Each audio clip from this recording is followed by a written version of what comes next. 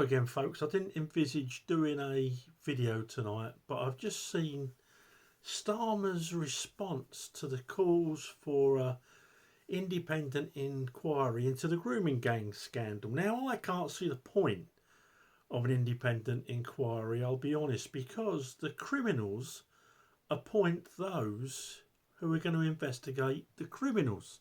Just like the Chilcot inquiry in Iraq, wasn't it, where Blair just walked scot-free for being a liar whose lies resulted in the deaths of thousands of people. But there was an independent inquiry, so everything was okay. And that's what will happen if there's an independent inquiry into this. The criminals appointed by the criminals will push any evidence against the criminals under the carpet, unless of course someone dies, like when Savile died. If someone dies, like a top policeman or a politician, that's it, wham, get in there, they're dead. Let's pile it all on them. But Starmer's response, and when politicians, and I mean politicians, who sat in government for many years, are casual about honesty, decency, truth and the rule of law, calling for inquiries because they want to jump on a bandwagon of the far right. Saying that anyone basically calling for an inquiry that his own party called for last year when they weren't in power, anyone calling for an independent inquiry are far right. I just couldn't believe me ears. Who doesn't he think is far right? Because his party called for an inquiry last year, are they far right? Is he far right? Is he so deluded with this phobia, far rightophobia? Is he so deluded that everything gets put down to the far right? Are the victims far right?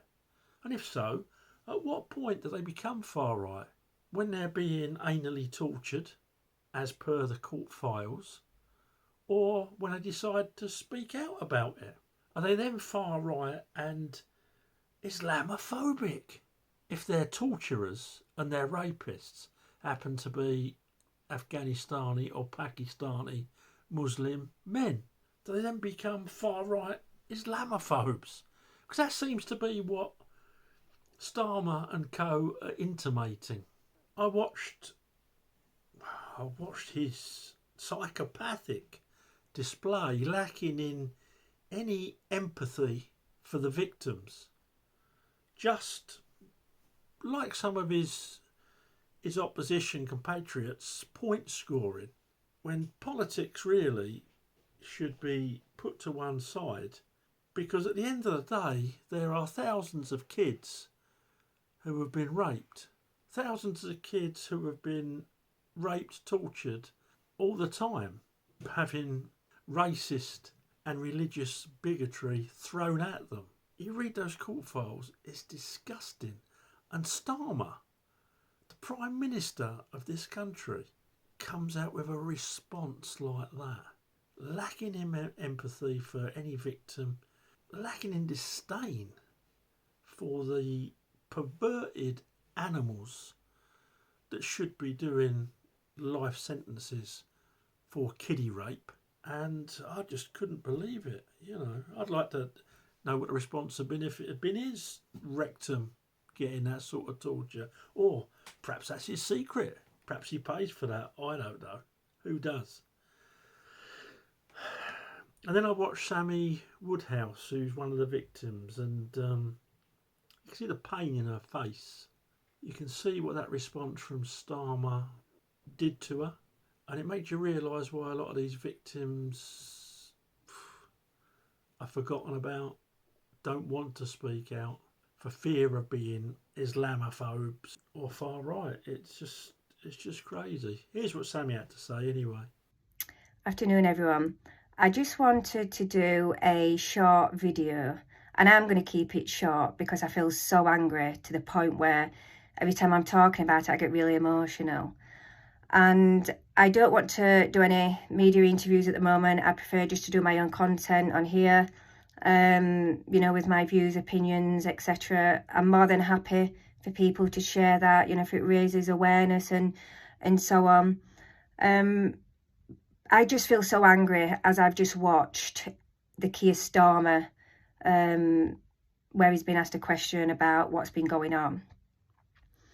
And I'm not sure if this man is just an absolute retard or if he does this deliberately, because he is so disrespectful, it's beyond belief. And not just with this comment, you know, I've been really angry with him about how he dealt with in Southport when children, you know, it was a massacre. You know, people got a stabbing. No, it wasn't. He's branding people again as far right. This is not being far right. This is people, and not just only in our country, but around the world, having genuine concerns and outrage of what's happened, and very rightly so. Now, let's be very clear on what we're talking about, what's been happening. We are talking about children being groomed, abused, raped, tortured, trafficked, murdered, blamed, ignored, impregnated, criminalised. And this isn't just from, you know, your gangs from the streets. We know, because evidence has shown us, and people like me have been exposing it, that politicians were involved. And I'd like to remind Keir Starmer that those politicians that I've named are Labour politicians. We're talking about police officers, ones I've named. We're talking about people within the council, foster carers. You know, my case alone and what was happening in Rotherham, that's just one town, went right up the way to the Home Office. Evidence showed that this was the entire system that knew and was ignoring it, and it was covered up. So, you know, this is no conspiracy theory of, you know, what I'm seeing by people. This is real. This happened. So I think you all need to take into consideration, you know, when you're turning this all into your politics, of what we're actually going through. You know, we as the victims, the survivors, the families, as per usual, politicians make it about them. And it's always been about them. Children like me were sacrificed for votes. And not over the last few days either, for decades. You know, I think it was the Sikhs that was talking about this back in 1970s. This has been going on for a very long time. And for people to ask me, you know, a question, is it still going on? Of course it's still fucking going on. We're talking about trafficking. It's always going to happen. And then we have disrespectful politicians like Keir Starmer, you know, branding us as far right and as racist, and, you know, like he has been doing for a long time. It's just so disgusting and disrespectful. How that man is still Prime Minister is beyond me. He needs to resign, and when he resigns, he needs to make it very clear that his actions and the words that he's been saying, you know, about Southport, about all the children being raped as well, that's why he needs to be resigning, and he needs to make that clear. Now, I'm going to quit this video because I can feel myself getting so wound up. But yeah, that's what I think. I'll put links to her sites and her books and everything down in the description. But I had to say something, because I have never actually...